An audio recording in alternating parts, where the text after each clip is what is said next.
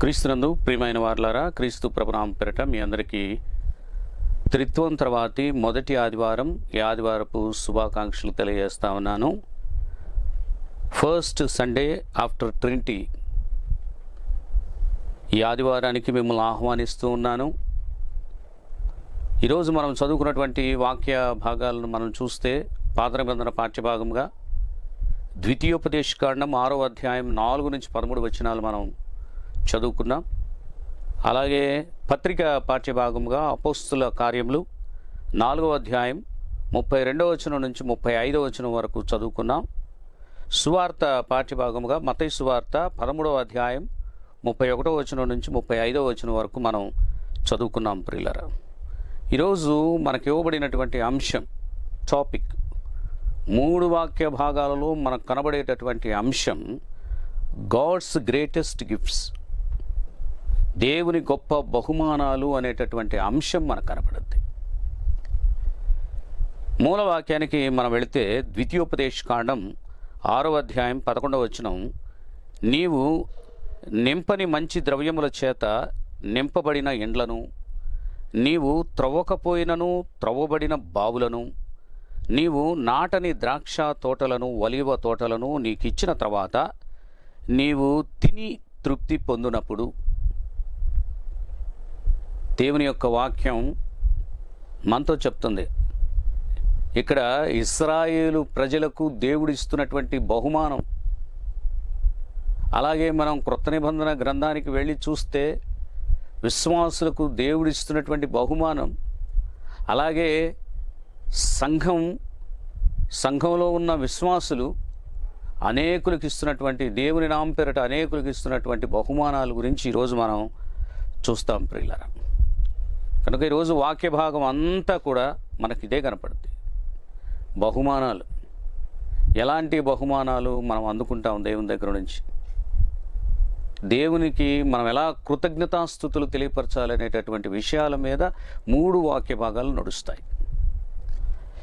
ఇక మనం పాత నిబంధన పాఠ్యభాగానికి వెళ్ళి చూద్దాం రండి. ద్వితీయోపదేశకాండం 6వ అధ్యాయం 4 నుంచి 13 వచనాలు చదువుకున్నాం కదా. చదువుకున్నటువంటి వాక్య భాగాలలో God's gift to the people of Israel, Israel ప్రజలకు దేవుడిచ్చినటువంటి బహుమానం గురించి చెప్పబడింది.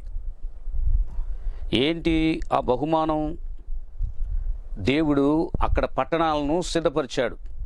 చూడండి, దేవుడు సిద్ధపరిచినటువంటి పట్టణములు ద్వితీయోపదేశకాండం 6వ అధ్యాయం 10వ వచనంలో చెప్తాడు.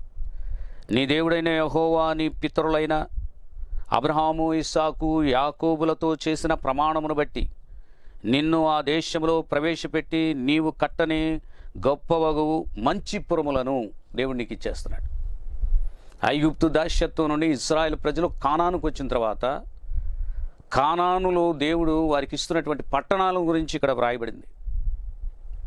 బహుమానాలు దేవుడు ఇస్తున్నాడు. చూడండి, వాటిని స్వీకరిస్తున్నటువంటి ఇజ్రాయెల్ ఎలా ఉండాలంటే, ఇజ్రాయెల్ వంశం కలకాలం బ్రతికి వృద్ధి చెందాలంటే కొన్ని పనులు చేయాలి. దేవుడు ఇన్ని బహుమానాలు ఇస్తున్నాడు కదా, కాబట్టి కొన్ని పనులు చేయాలి. ఆ పనులు ఏంటి అనంటే, మొదటిది దేవుని ప్రేమించాలి. ఎలా ప్రేమించాలి అనే దాని గురించి మనం మాట్లాడుకుంటే, మన శరీరంతో మన హృదయంతో దేవుని ప్రేమించాలి. రెండవదిగా మనం చూస్తామంటే ఆత్మలో మనం ప్రేమ కలిగి ఉండాలి. మూడవదిగా మనం చూస్తే శక్తితో ప్రేమించడం. శక్తితో అంటే ప్రాణంలో ప్రేమ ఉండాలి.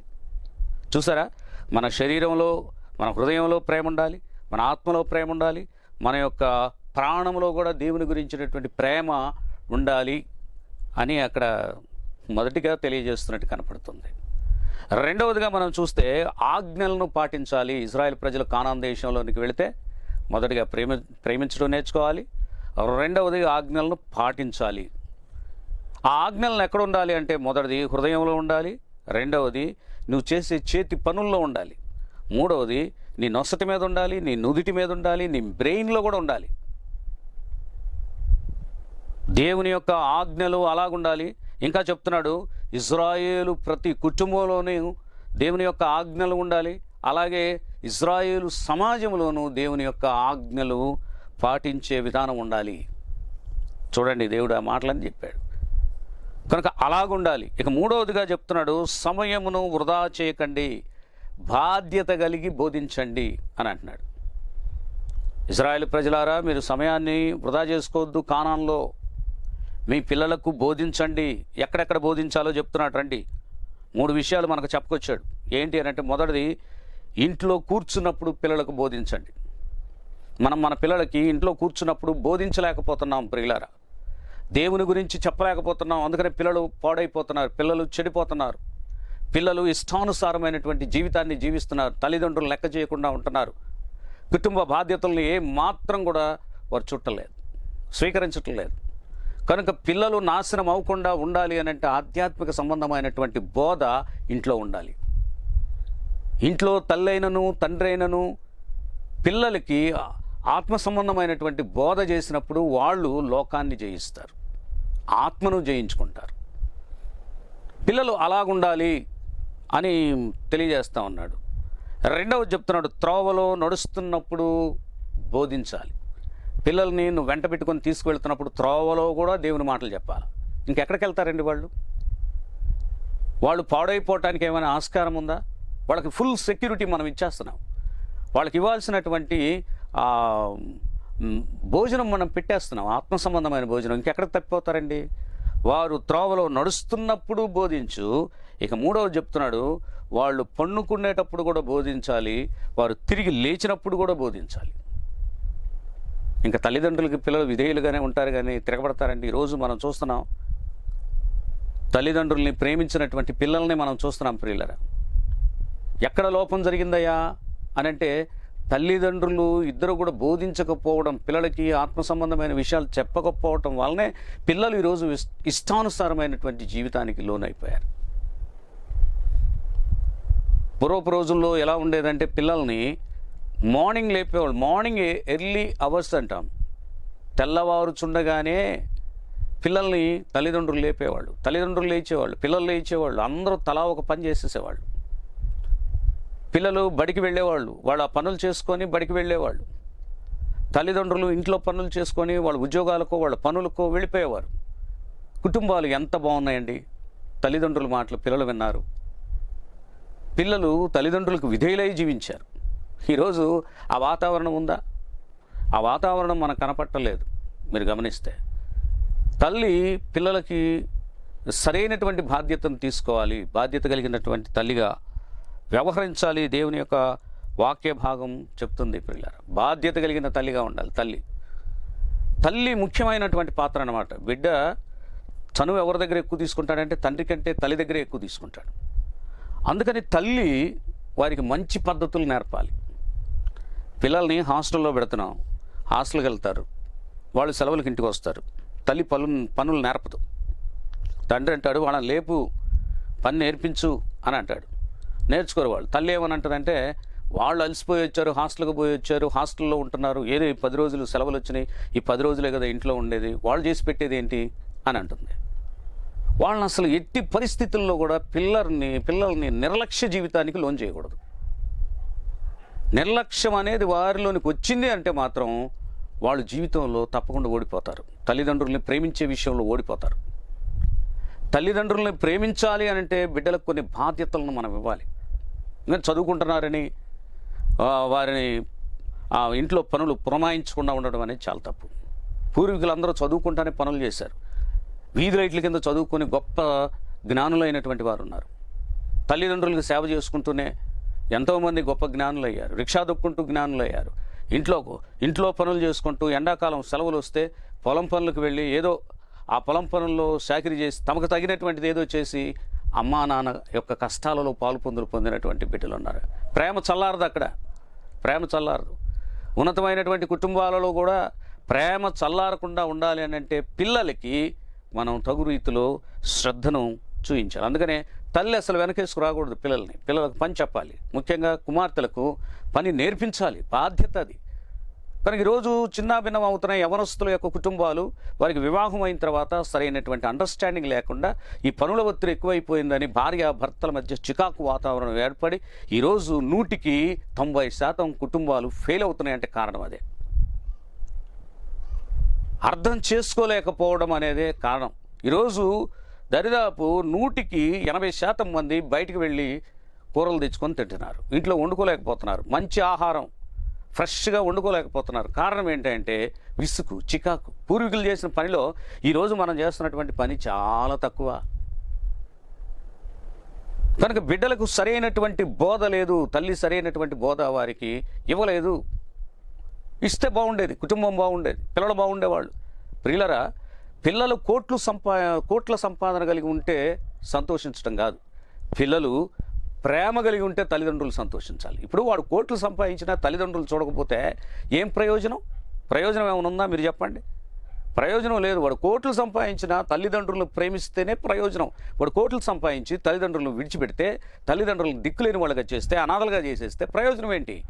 వాళ్ళలో ప్రేమ లేదు. పెంచండి, ప్రేమతో పెంచండి. అందుకనే దేవుడు ఇక్కడ చెప్పాడు, నీ పిల్లలు ఇంట్లో ఉన్నప్పుడు వారికి బోధించండి, త్రోవలో ఉన్నప్పుడు బోధించండి, వారు పడుకునేటప్పుడు, వారు లేచేటప్పుడు బోధిస్తే నీ పిల్లలు దారి తప్పిపోరు, నీ పిల్లలు క్రమశిక్షణలో ఉంటారని దేవుడు అక్కడ తెలియజేశాడు. ఇక 4వదిగా మనం చూస్తే, వాగ్దాన భూమిలో దాచి ఉంచినటువంటి బహుమానాలు మీరు పొందండి. నేను చాలా బహుమానాలు దాచి ఉంచాను. రండి చెప్తున్నాడు. 1, గొప్ప పట్టణాలు మీకోసం ఉంచాను, సిద్ధంగా ఉంచాను, రెడీగా ఉంచాను. మీరు ఆ పట్టణాలని కట్టనవసరం లేదు. మీరు సమృద్ధిగా ఆ పట్టణాలన్నీ కూడా రిచ్గా ఉన్నాయి. పట్టణాలు ఏర్పాటు చేసి మీకు ఇస్తున్నాను. 2వది చెప్తున్నాడు, మీ కొరకు సిద్ధపరిచినటువంటి గృహాలు ఉన్నాయి, గృహాలను కూడా సిద్ధపరిచి మీకు ఇస్తా ఉన్నాను అని చెప్తున్నారు. మీరు ఎవరు కట్టుకొని అవసరం లేదు, ఆల్రెడీ మీకోసం అందమైన భవనాలు కట్టి రెడీగా ఉన్నాయి అని చెప్తున్నాడు. 3వది, త్రవ్వినటువంటి మంచినీటి బావులు మీకోసం ఉన్నాయి. మంచినీటి బావులు మీరు వెళ్ళి తవ్వుకొని అవసరం లేదు, మీ కొరకు అన్నీ సిద్ధం చేసి ఉంచాను, అవి బహుమానంగా ఇస్తున్నాను. చూసారా, దేవుడు అలాగ చెప్తున్నాడు. ఇక 4వది చెప్తున్నాడు, ద్రాక్ష తోటల్ని, ఒలీవ తోటల్ని మీ కొరకు సిద్ధం చేసి ఉంచాను. మీరు తినడం, తృప్తి చెందటమే. మీరు వెళ్ళి అవి ఎట్లా అని మీరు ద్రాక్ష తోటలు నాటనవసరం లేదు, ఒలీవ తోటలు నాటనవసరం లేదు. మీకు రెడీగా పొలాలు అన్నీ కూడా, మీకు ఆ తోటలు కూడా ఇచ్చేస్తున్నాను. కాబట్టి మీరు నన్ను జ్ఞాపకం చేసుకోండి అని చెప్తున్నాడు దేవుడు. దేవుడు చెప్తున్న మాట అదే, నన్ను జ్ఞాపకం చేసుకోండి. 5వది, హెచ్చరికలు గుర్తించి ప్రవర్తించండి అని చెప్పాడు. అంటే ఏం గుర్తించాలి? దేవుడు ఇవన్నీ మనకిచ్చాడయ్యా. కానాన్లో ఇంత సమృద్ధిని మనకిచ్చాడు, పాలు తేనెలు ప్రవహించు దేశం అని పేరుంది. అలాంటి గొప్ప దేశాన్ని మనకి దేవుడు ఇచ్చాడు. ఇక మనం సమకూర్చుకోవాల్సింది ఏదీ లేదు, సమస్తం ఆయన సమకూర్చి ఇచ్చాడు. కనుక దేవునికి ఎప్పుడు మనం భయపడాలి, దేవునికి ఎప్పుడు మనం లోబడాలి, దేవుని మనం మరవకూడదు. జీవితమును జాగ్రత్తగా మనం కాపాడుకుంటూ నడిపించుకోవాలి అని చెప్తున్నాడు ప్రియులారా. అవును, అలాగుండాలి. సమస్యలు లేని జీవితం అన్నాడు ఇక్కడ. మీరు నిర్గమకాండం 23వ అధ్యాయం 25వ వచనం చూస్తే, నీ దేవుడైన యెహోవానే సేవింపవలెను, అప్పుడు ఆయన నీ ఆహారమును నీ పానమును దీవించును, నేను నీ మధ్య నుండి రోగములను తొలగించెదను. ఎప్పుడైతే యెహోవాను సేవిస్తావో నీవు తినే ఆహారం మొత్తం దీవించబడుతుంది. 2వది ఆయన చెప్తున్నాడు, మీ మధ్యలో రోగాలు ఉండవు, మీ మధ్యలో రోగాలు ఉండవు. కనుక ఇవి సిస్టమ్ని మీరు నీట్గా ఫాలో అవ్వండి, దేవుడిచ్చే బహుమానాలు అందుకోండి. రండి ఇక 2వ వాక్య భాగంలోనికి మనం వెళితే, మత్తయి సువార్త 13వ అధ్యాయం 31వ వచనం నుంచి 35వ వచనం వరకు మనం చదువుకున్నాం. ఇక్కడ మనకు కనపడుతుంది God's greatest gift to believers. విశ్వాసులకు దేవుడిచ్చిన గొప్ప బహుమానం గురించి తెలియజేస్తాడు అక్కడ. అవును, దేవుడు ఎలాంటి గొప్ప బహుమానాలు విశ్వాసులకు సిద్ధం చేసి ఉంచాడు. అక్కడ 2 ఉపమానాలు చెప్పబడ్డాయి. 1 ఆవగింజన గురించి యేసుక్రీస్తు ప్రభువే చెప్తారు. 2 పులిసిన పిండిని గురించి యేసుక్రీస్తు ప్రభు 2 ఉపమానాలు చెప్తాడు. దేవుని యొక్క రాజ్యాన్ని గురించి చెప్పినటువంటి ఉపమానాలు అవి 2. విశ్వాసులు కొద్ది మందితో ప్రారంభమైనటువంటి దైవరాజ్యం చివరికి ఎలా అవుద్దని అంటే విస్తారంగా ఉంటుంది, విస్తారంగా అభివృద్ధిని పొందుద్ది అనే విషయాన్ని యేసుక్రీస్తు ప్రభు చెప్తూ ఈ ఉపమానాన్ని చెప్పాడనమాట. విత్తనం చిన్నదే కానీ అది ఆకాశ పక్షులకే ఆశ్రయమైంది అని అంటున్నాడు. చూసారా, ఆకాశ పక్షులకే ఆశ్రయమైంది. విశ్వాసులు కొద్దిమంది అయినా అటు విశ్వాసులు అనేకులకు ఆశ్రయం అవ్వాలి. దేవుని రాజ్యం చిన్నదైనా అనేక మంది విశ్వాసులకు అది ఆశ్రయంగా మారుతుంది అని ఇక్కడ చెప్తున్నాడు ప్రియులారా. రండి మత్తయి సువార్త 13వ అధ్యాయం 32వ వచనాన్ని మనం చూస్తే, అది విత్తనములన్నిటిలో చిన్నదే గాని పెరిగినప్పుడు కూర మొక్కలన్నిటిలో పెద్దదై ఆకాశ పక్షులు వచ్చి దాని కొమ్మల యందు నివసించునంత చిట్టగును. చూసారా, విత్తనం ఆవగించి చిన్నది, అది ఆకాశ పక్షులకే ఆశ్రయం ఇచ్చింది, అంత విస్తరించింది. అది చిన్న విత్తనం ఎంత విస్తరించి ఎంత ఆశ్రయాన్ని కలిగించిందో చూసారా. మన జీవితాలు అలా ఉండాలి ప్రియులారా, మన జీవితాలు అలాగుండాలి. విత్తనం దేనికి గుర్తాయంటే అభివృద్ధికి గుర్తు, రహస్య ఎదుగుదలకు గుర్తు విత్తనం. ఆవగింజ దేనికి గుర్తాయంటే అది చిన్నదే కానీ మహావిస్తరణకు గుర్తు. పులిసిన పిండి దేనికి గుర్తయ్యా అంటే రహస్య విస్తరణ మరియు ప్రభావానికి గుర్తుగా మనకు కనపడుతున్నాయి. అందుకని యేసుక్రీస్తు ప్రభు చెప్పాడు ఈ మాటలు.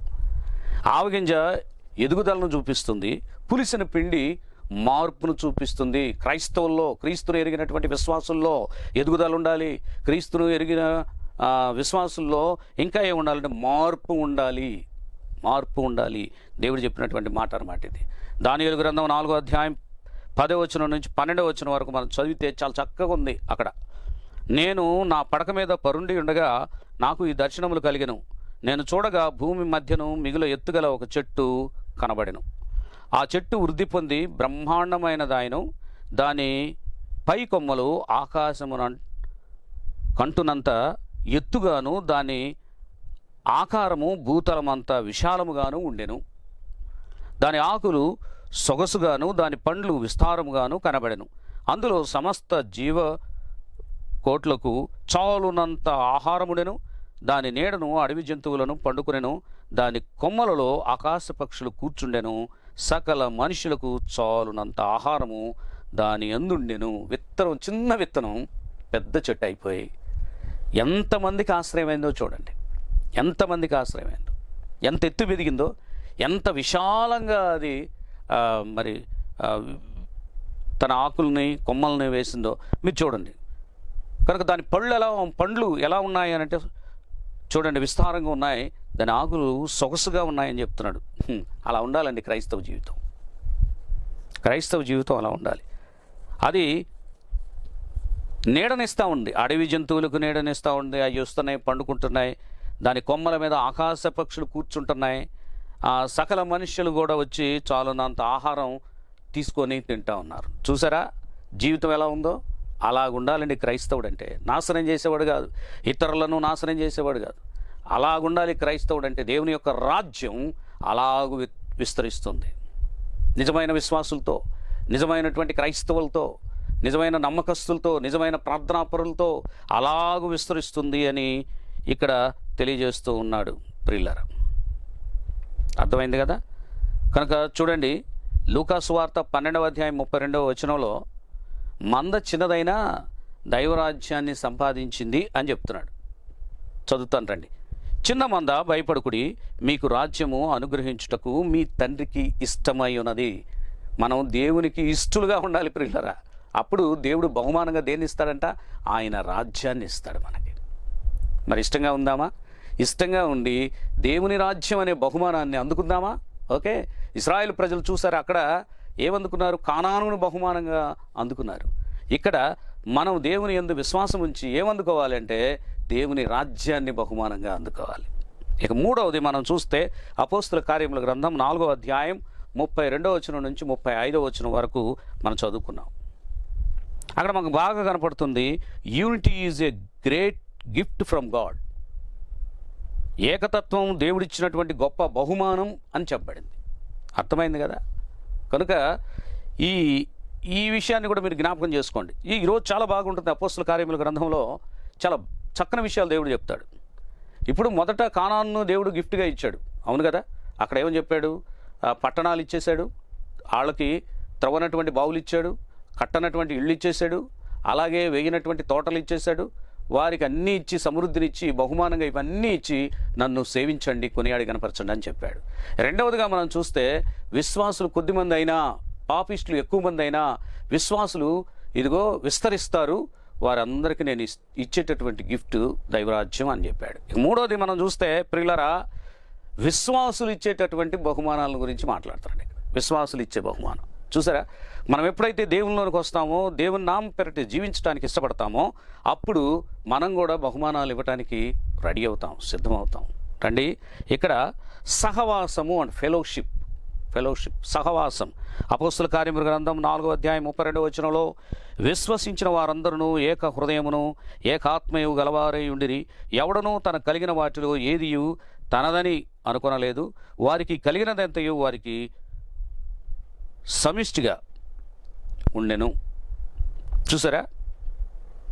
కనుక ఒక్కొక్కళ్ళు ఏం చేశారని అంటే మన తోటివాడు కూడా బాగుండాలి. తోటివాడు క్షీణించిపోవటం ఫెలోషిప్ కాదండి. నిజంగా ఫెలోషిప్ అంటే ఏంటంటే తోటివాడి కష్టాల్లో ఆదుకోవడం ఫెలోషిప్, తోటివాడి బాధలో పాల్పొందులు పొందటం ఫెలోషిప్. ఇక్కడ అదే జరుగుతూ ఉందన్నమాట. నెంబర్ 1 అది. నెంబర్ 2 సందేహం లేనటువంటి జీవితాలు. చూద్దాం. అపోస్తల కార్యముల గ్రంథం 4:34 భూములైనను ఇండ్లనైనను కలిగిన వారందరూ వాటిని అమ్మిన వాటి వెల తెచ్చి అపోస్తల పాదముల యొద్ద పెట్టుచూ వచ్చిరి అని అంది. అంటే దేని కొరకయ్యా ఇది? సహవాసం కొరకే, యూనిటీ, అందరూ కలిసి జీవించడం కోసం. బీదవారిని కూడా మనం దగ్గరికి తీద్దాం. దేవుడు చెప్పింది అదే కదా, బీదలను ప్రేమించు, తల్లిదండ్రులు లేని పిల్లలను ప్రేమించు, విధవరాండ్రులను ప్రేమించు, పరదేశులను ప్రేమించు, దగ్గరికి తీసుకో, ఓదార్చు, ఆదరించు అని చెప్పాడు దేవుడు. కనుక ఈరోజు మనం చదువుకున్నటువంటి వాక్య భాగంలో భూములైనా ఇండ్లైనా ఉన్నటువంటి వారు తమ కలిగినదంతా అమ్మి అపోస్తల పాదాల దగ్గరకు తీసుకొచ్చి పెట్టారట. దేనికయ్యా? బీదల కొరకు పెట్టారు. అలాగే సందేహం లేని జీవితాలు.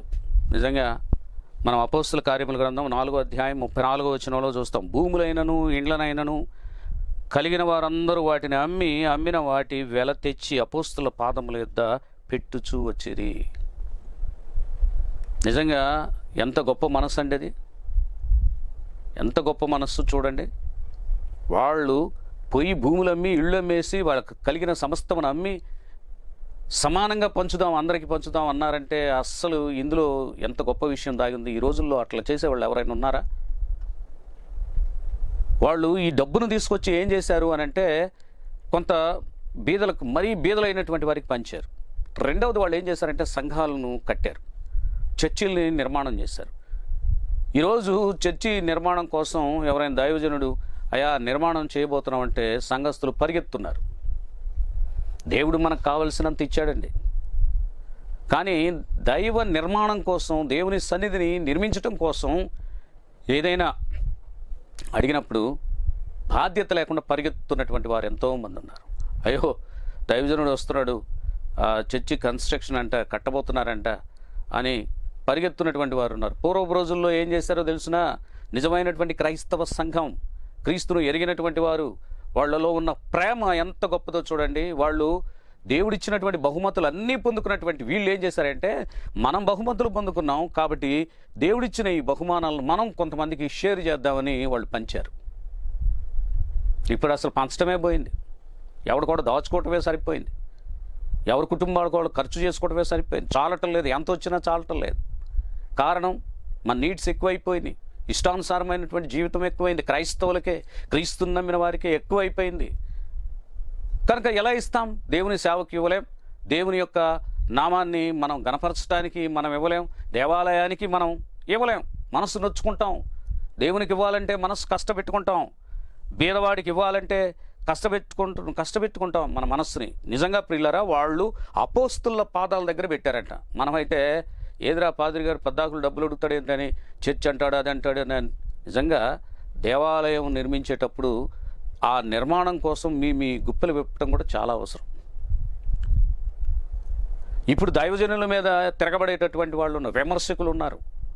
ఏది అనౌన్స్ చేసినా కూడా నచ్చనటువంటి వాళ్ళు ఎక్కువ మంది తయారైపోయారు. వీళ్ళేమిస్తారు? అర్పణ ఇవ్వాలంటే ఎలా ఇస్తారు? ఇవ్వలేరు. వాళ్ళకు కావాల్సింది ఏంటంటే నోటి మాటల ద్వారా, నోటి ఉరవడి ద్వారా వచ్చేటటువంటి దుర్భాషలే వాళ్ళ అర్పణలు. కానీ పూర్వపు రోజుల్లో ఆది సంఘంలో ఎలా ఉన్నారు? పూర్వపు మిషనరీలు ఎలా ఉన్నారు?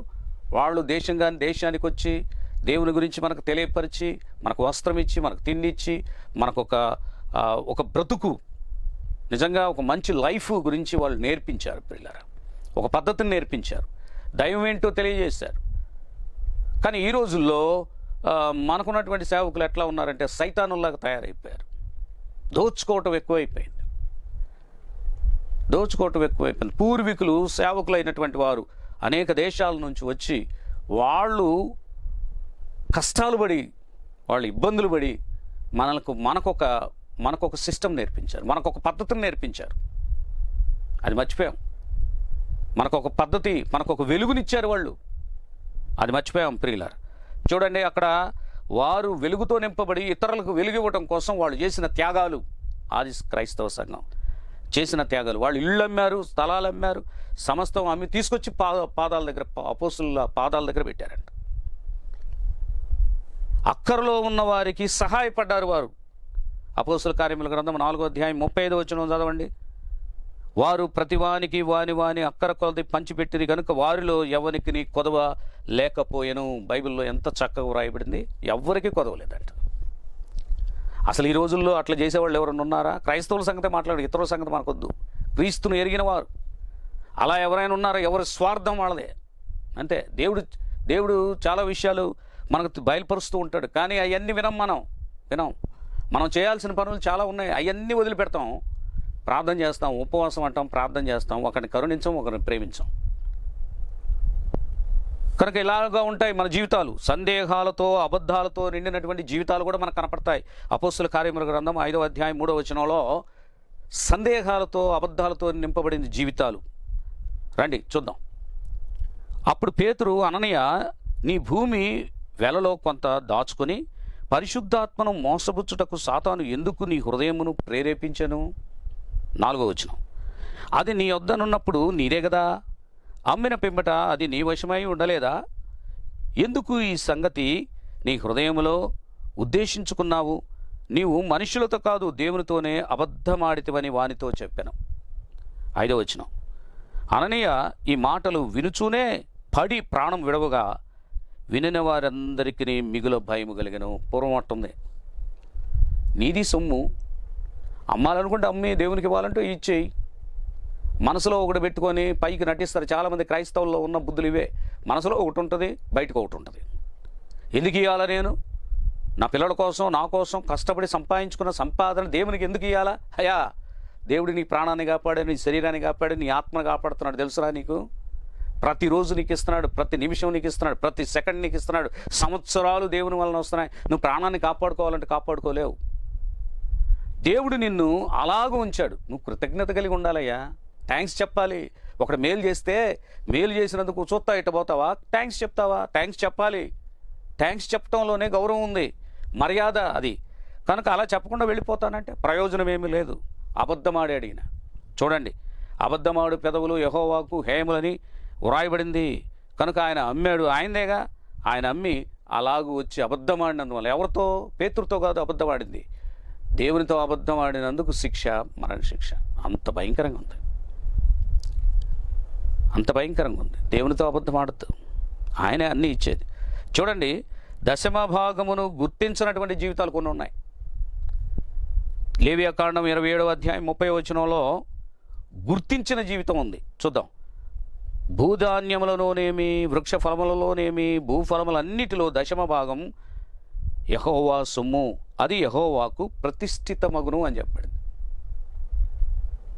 దేవునికంట దశమ భాగం అనేది తీయాలి. ఎందుకంటే భూమి అనేది ఆయన పెట్టకపోతే, ఈ భూమి మీద ఆయన విత్తనం ఇవ్వకపోతే, ఈ భూమి మీద ఈ వనరులన్నీ ఇవ్వకపోతే, సకాలంలో పొలం దున్నబడి విత్తనం వేయబడి ఋతుపవనాలు వచ్చి వర్షం అనేది భూమి మీద పడకపోతే, దేవుడు ఆ వర్షాన్ని ఇవ్వడం ద్వారా, సూర్యుడు తన కిరణాలను ఇవ్వడం ద్వారా, ఇవన్నీ రావడం ద్వారానే విత్తనము ఫలించి మనకు ఆహారం ఇస్తుంది. దీని చరిత్ర ఇంత ఉందయ్యా, దీని చరిత్ర ఇంత ఉంది. గుర్తించు. ఆ విత్తనం ఎక్కడదనేది గుర్తించు. దేవుడిచ్చే ఋతుపవనాలు అవి వస్తాయి, ఆయన పెట్టాడు సృష్టిలో. కనుక అవి వస్తాయి. అవి వచ్చి ఏం చేస్తాయి అంటే మనని చక్కగా మనకు నీళ్లు నింపుతాయి, మన పొలాలు పండేటట్టు చేస్తాయి. అవి ఎంత కూడా ప్రకృతిలో దేవుడు ఏర్పాటు చేశాడు. నేనెందుకు ఇవ్వాలి దేవుడికి అని అంటే, దేవుడు ఇచ్చిందయ్యా నేల. గుర్తు దశమ భాగములు ఇవ్వక దొంగిలించేటటువంటి జీవితాలను గురించి కూడా తెలియజేస్తున్నాడు. మలాకీ గ్రంథం 3వ అధ్యాయం 8వ వచనంలో, మానవుడు దేవుని యొద్ద దొంగిలునా? అయితే మీరు నా యొద్ద దొంగిలితిరి. దేని విషయంలో మేము నీ యొద్ద దొంగిలితిమని మీరందరూ 10వ భాగమును ప్రతిష్టార్పణములను ఇయ్యక దొంగిలితిరి. చూసారా, దేవునికి ఇవ్వాల్సినటువంటి 10వ భాగం అంటే నీ భూఫలములో 10వ భాగం, నీ యొక్క వృత్తిపరులో 10వ భాగం, నీ ఉద్యోగంలో 10వ భాగం తీసుకొచ్చి, నీ జీతంలో 10వ భాగం తీసుకొచ్చి ఇవ్వమని దేవుడే అడిగాడు. మలాకీ గ్రంథంలో దేవుడు చెప్పిన మాట అది, మనుషులు చెప్పింది కాదు, కాపరులు చెప్పింది కాదు. దేవుడు తెలియపరిచినటువంటి మాట 10%. నీకు నా మీద మనస్సుంటే నేనే ఇదంతా నీకు ఇచ్చాను, నీ రెక్కల కష్టార్జితానికి శక్తినిచ్చాను అని నువ్వు అనుకుంటే ఈ 10% నువ్వు తీసుకురావాలి. నువ్వు నిజమైన విశ్వాసం అయితే తీసుకురా. ఒక ఆమె 1,50,000 జీతం సంపాదిస్తుంది, ఒక ఆయన 1,50,000 జీతం సంపాదిస్తున్నాడు. వాళ్ళ దశంభాగం ఎంత? ఆవిడ బహుగా ప్రార్థన చేస్తుంది. ఎంత ప్రార్థన చేస్తుంది అంటే ఉపవాసం ఉండి ప్రార్థన చేస్తుంది, దేవుణ్ణి గొప్పగా అడుగుద్ది. కానీ ఆమె ఇచ్చే విషయంలో చాలా వెనకంజ వేస్తుంది. దశంభాగం ఇవ్వదు అస్సలకి. దశంభాగం ఇచ్చేదేంటి? చాలామంది అంటుంటారు, దశంభాగం ఎందుకు ఇవ్వాలి మేము? దేవునికి నువ్వు దశంభాగం ఇవ్వకపోతే అప్పంట లెక్క కడతాడంట. చాలామంది ఇక్కడ నరకానికి వెళ్ళే ఛాన్సెస్ ఉన్నాయి. దేవుని యొక్క ఆజ్ఞలను పాటించాలి తూచా తప్పకుండా. అసలు బైబిల్లో ఏముంది అనేది జాగ్రత్తగా మనం వినాలి. ఆవిడ అన్నీ పాటిస్తుంది, అన్నీ బాగానే ఉంటుంది, కానీ ఆవిడ కానుక 10 రూపీసే, 100 రూపీస్ లేకపోతే. చూడండి, ఇక్కడ మీకు తెలియజేస్తున్నటువంటి మాట ఏంటి అని అంటే, దేవుడు నీకు ఇచ్చిన దాన్ని బట్టి దేవునికి నువ్వు కృతజ్ఞతాస్తుతులు చెల్లించేది ఇదేనా? నీ దశంభాగం నీవు దేవునికి థ్యాంక్స్ చెప్తూ ఇచ్చేది ఇదేనా? దేవుడే అన్నాడు, మీరు నా దగ్గర దొంగతనం చేస్తున్నారని దేవుడు అన్నాడు. ఆ మాట అనిపించుకుంటావేమో. నీ ఉపవాస ప్రార్థన ఏమవుద్దో, నీ విశ్వాస జీవితం ఏమవుద్దో ఒకసారి ఆలోచన చేసుకో. దేవుని దగ్గర నువ్వు దొంగిలిస్తున్నావు, దేవుని దగ్గర నువ్వు దొంగిలించావంటే ఇక మరి ఎట్లా? అందుకనే మలాకీ గ్రంథం 3వ అధ్యాయం 9వ వచనం అంటున్నాడు, శాపమును కొని తెచ్చుకునే జీవితాలు ఇవి. రండి చదువుతా. ఈ జనులందరూ నా యొద్ద దొంగిలుచూనే ఉన్నారు, వీరు శాపగ్రస్తులై ఉన్నారు. చూసారా ఎంత స్పష్టంగా చెప్పబడింది ఆ మాట? దొంగతనం చేశారు అంటున్నాడు. అందుకనేనండి దశంభాగం అనేది దేవుంది, అది దేవునికి సమర్పించాలి. చాలామంది ఉద్యోగాలు చేస్తారు, చాలామంది సంపాదించుకోవడం, దోచుకోవడం, కానీ అంతా కూడా సంపాదించుకొని కూడబెట్టుకోవడమే, కానీ పక్కనోడికి కూడా ఏమి ఇవ్వరండి. ఇలాంటి జీవితం సంపాదించుకొని మరణిస్తే అందుకని అంటాడు, 100 మంది పిల్లలను కానీ ఆత్మను పోగొట్టుకుంటే ప్రయోజనం ఏముంది? అంత సంతానం కలిగి, అంత సంపద కలిగి ఆత్మను పోగొట్టుకుంటే వాడికి ప్రయోజనం ఏంటి? ఇంకొకడు అంటాడు, నా ప్రాణమా తినవే తాగవే సుఖించవే, తరతరాల వారికి సంపాదన వచ్చేసింది, నా తర్వాత వచ్చే తరాలు అందరూ బ్రతుకుతారు అని అనుకుంటే దేవుడు అంటాడు, ఓ ఈ వెర్రివాడ, ఈ రాత్రి నీ ప్రాణం అడిగితే కూడబెట్టుకున్నాయని ఏమవుతాయని అంటాడు. నువ్వు కూడబెట్టుకున్నాయి కూడా మిగలాలి. ఒక వ్యవసాయకుడు అంటాడు, ఏంటండి నేను కష్టపడ్డాను, పొలంలో సాగిరి చేశాను అని అంటాడు ఒక ఆయన. నువ్వు పొలంలో కష్టపడ్డావు, కష్టపడలేదని నేను అంటలేదు, కష్టపడ్డావు, కానీ దాని వెనకాల దేవుడు ఉండాలి కదా. కనుక దేవుని యొక్క మాట జాగ్రత్తగా వినండి. దేవునికిచ్చి నీవు విస్తారంగా మరలా పొందు అని దేవుడు చెప్తున్నాడు. మలాకీ గ్రంథం 3వ అధ్యాయం 10వ వచనంలో, నా మందిరంలో ఆహారం ఉండునట్లు 10వ భాగం అంతయు మీరు నా మందిరపు నిధిలోనికి తీసుకొని రండి. దేవుడు చెప్పాడు ఈ మాట. దీన్ని చేసి మీరు నన్ను శోధించిన ఎడల నేను ఆకాశపు వాకిండ్లను విప్పి పట్టజాలనంత విస్తారముగా దీవెనలు కృమ్మరించేదనని సైన్యములకు అధిపతియగు యెహోవా సెలవిచ్చుచున్నాడు. పట్టజాలనంత దీవెనలు కావాలి అని అంటే మీరు వచ్చి అవి ఇచ్చి నన్ను శోధించండి అన్నాడు దేవుడు. మరి అది లేకపోతే ఎట్లా? చూడండి, పంట సమృద్ధిగా ఏమైపోయింది అని అంటే పండినా కానీ అతను ఏమనుకుంటాడు, నేనే పండించుకున్నాను అంటాడు. చూడండి, దేవుడు మన కీళ్ళ నొప్పులు రాకుండా, మన మోచేతుల నొప్పులు రాకుండా, మన హ్యాండ్స్కి నొప్పులు రాకుండా, కాళ్ళకి నొప్పులు రాకుండా చేస్తేనే పని చేసుకుంటాం, లేకపోతే పని చేయలేమండి. కనుక దేవుడే సమృద్ధిగా పంటను కూడా ఇచ్చేది, అది కూడా గుర్తు చేసుకోండి. రండి, మలాకీ గ్రంథం 3వ అధ్యాయం 11వ వచనంలో, మీ పంటను తినివేయి పురుగులను నేను గద్దించేదను. పంటను తినివేయటానికి పురుగులు వస్తాయి. ఇప్పుడు రకరకాల మందులు అన్నీ కొడుతున్నారు పంట తినివేయకుండా. అది మొక్క దగ్గర నుంచి అది మొలకెత్తింది మొదలు కూడా ఇక మందులు కొడుతూనే ఉంటారు, పురుగు మందులు. ఎందుకో తెలుసా? ఆ పంటను తినేస్తాయి పురుగులు. దేవుడు అంటున్నాడు, నీ పంట మీద వచ్చినటువంటి పురుగులనే గద్దిస్తానంటున్నాడు. నువ్వు దశమభాగం ఇస్తేగా, 10% నువ్వు తీసుకొచ్చి దేవునికి ఇస్తేగా. ఎందుకో తెలుసా అండి, ఈ భూమికి అధికారి ఆయనే, ఈ సృష్టికి అధికారి ఆయనే. భూమి మీద విత్తనము ఫలించినట్లు ఆయన వర్షాన్ని ఇచ్చే గొప్ప దేవుడు, విత్తనానికి కూడా ఆజ్ఞ ఇచ్చే గొప్ప దేవుడు అని గుర్తుంచుకోవడానికి ఈ సబ్జెక్ట్. దేవుడు ఏం చేసుకుంటాడు? నీ దశమభాగం ఏమైనా తింటాడు ఆయన ఏమన్నా? దేవుడు ఏమైనా సమకూర్చుకుంటాడు? నువ్వు గుర్తు చేసుకోవాలి, నీ మైండ్లో అది ఉండాలి, జ్ఞాపకం ఉండాలి. దేవుడు అనే ఆయన ఉన్నాడు, ఆయన వల్లనే ఇదంతా కలుగుతుంది. కనుక నా రెక్కల యొక్క కష్టార్జితం కూడా దేవుడిచ్చిందే. దేవుడు నాకు ఆరోగ్యం ఇస్తేనే నేను పని చేయగలిగాను. దేవుడు కనుక అనారోగ్యం పెడితే నేను వెళ్ళలేను కదా, పని చేయలేను కదా. మోకాళ్ళు నొప్పులు, కీళ్ళ నొప్పులు నాకు వచ్చేస్తే నేను చేయలేను పని. నా పంట సమృద్ధిగా పండునట్లుగా చేస్తుంది ఆయనే. పురుగులు తినివేయకుండా దేవుడు గద్దిస్తాడంట, పురుగులను గద్దిస్తాడంట, పంటను తినివేయటానికి వచ్చిన పురుగులను గద్దిస్తాడంట. అవి మీ భూమి పంటను నాశనము చేయవు, మీ ద్రాక్ష చెట్లు అకాల ఫలములను రాల్చక ఉండునని సైన్యములకు అధిపతియగు యెహోవా సెలవిచ్చున్నాడు. ద్రాక్ష పండ్లు అకాలంగా రాలిపోతే పంట ఏముంది? అందుకని వ్యవసాయం కూడా నిర్లక్ష్యంగా ఉండదు. దేవుడు నువ్వు అక్రమాలు చేస్తా, నువ్వు ఇట్లా ఉంటే నీ పంట సమృద్ధిగా నీ చేతికి రాదు. వచ్చినా నీకు మిగలదు అది. అతను చూసాడు, పండించుకుని దేవుడిని మర్చిపోయాడు. ఫస్ట్ టైం విత్తనం వేసినప్పుడు దేవుడా దేవుడా దేవుడా సకాలంలో వాన వచ్చేటట్టు చెయ్యి, పంట సమృద్ధిగా పండాలని పంట వేసే ముందు ప్రార్థన చేశాడు. పంట చేతికి వచ్చిన తర్వాత ప్రార్థన మర్చిపోయి నా ప్రాణం తినవే, తాగవే, సుఖించవే అన్నాడు. చూసారా ప్రియులారా, దేవుడిచ్చిన గిఫ్ట్లు ఇవన్నీ. పంట పండటం, వర్షం దేవుడు ఇవ్వటం, ఋతుపవనాలను పంపించడం, దేవుడు మనకు ఆహారం ఇవ్వడం. చూసారా, మీకు ఒక్క విషయం చెప్తున్నాను, మనం తినాలి, మనం విత్తనాల మీద ఆధారపడే తింటాం. మనం మాంసాహారం తినాలన్నా ఆ మాంసాహారం తినేటటువంటి జంతువులు కూడా విత్తనాలు తినాలి, ఆకులు తినాలి, కూరగాయలు తినాలి. అవి కూడా దానికి సంబంధించిన మేత తినాలి. అవి మేత తింటేనే మనం మాంసాహారం.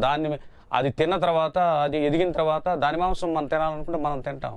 దానికి ఆహారం లేనప్పుడు దాని మాంసం మనం తినలేంగా. శాకాహారం అది తింటుంది,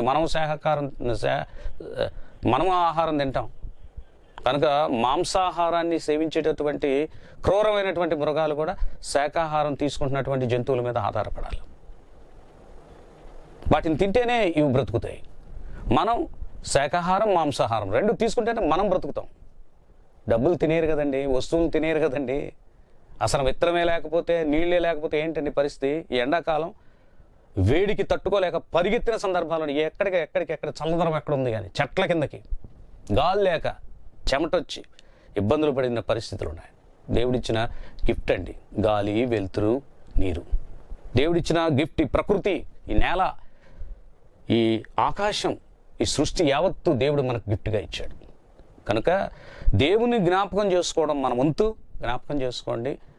జ్ఞాపకం చేసుకొని దేవుడిస్తున్నటువంటి గిఫ్టులను మనం అనుభవిస్తూ ఉండగా మనం కూడా విశ్వాసులమైతే, నమ్మకస్తులమైతే ఇతరులకు దేవుని నామం పేరిట కొన్ని గిఫ్ట్లు ఇద్దాం. మనం చేయగలిగిన సహాయం చేద్దాం. పారిపోవద్దు, చేయగలిగిన సహాయం చెయ్యి. నీ పేరు పరలోకంలో నిలబడుద్ది, పరలోకంలో జీవగ్రంథంలో నీ పేరు వ్రాయబడుద్ది. అంతే. మనం ఈ లోకంలో మూర్ఖంగా, ముండితనంగా జీవించడానికి రాలేదు, పరిశుద్ధంగా జీవించడానికి, ఒక సిస్టమేటిక్ లైఫ్ని అలవర్చుకొని జీవించడానికి మనం వచ్చాం. ఒక పద్ధతిని దేవుడు మనకి ఇచ్చాడు. క్రమం లేనటువంటి విధానంలో మనం నడుచుకునే వాళ్ళం కాదు, క్రమ పద్ధతిలో నడుచుకోవడానికి దేవుడి జీవితాన్ని ఇచ్చాడు. నిజంగా ఆ క్రమ పద్ధతిని అలవర్చుకొని నడిచిన వాడు గెలుస్తాడు. వాడికి ఇవ్వబడే గిఫ్టే పరలోకం, నిత్య జీవం. అది అందుకోవటానికి దేవుడు నిన్ను ఆశీర్వదించి, నిన్ను దీవించి, నీ మనస్సును మార్చి, ఈరోజు చెప్పబడినటువంటి మాటలన్నిటి ప్రకారం నీ జీవితాన్ని నువ్వు సరిచేసుకొని నువ్వు దేవునిలోనికి నడుస్తూ దేవుడిచ్చే బహుమానాలన్నిటిని కూడా గుర్తించి ముందుకు నడవాలని, దేవుని కొనియాడి కనపరచాలని కోరుకుంటూ ఈ మాటలతోనే ముగిస్తా ఉన్నాను. God bless you.